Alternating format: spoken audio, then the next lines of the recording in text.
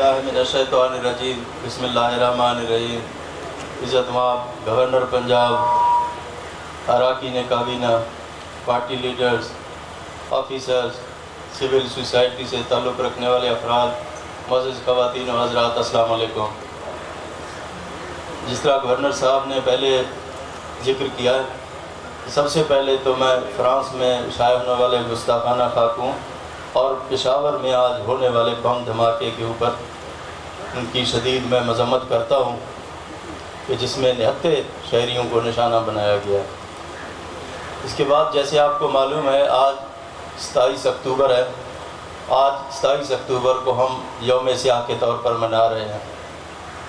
1 साल से ज़्यादा का अरसा हो चुका है जो कि मकबूजा कश्मीर के अंदर लोगों को लॉकडाउन में रखा हुआ है।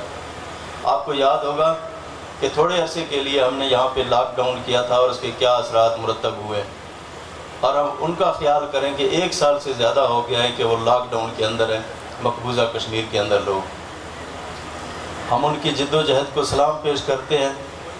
पाकिस्तान अपने असूली मौक़िफ़ से किसी भी सूरत पीछे नहीं हटेगा।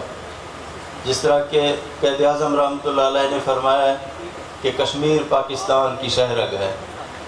पाकिस्तान अपने कश्मीरी भाइयों की सियासी और सफारती इमदाद से बिल्कुल पीछे नहीं हटेगा।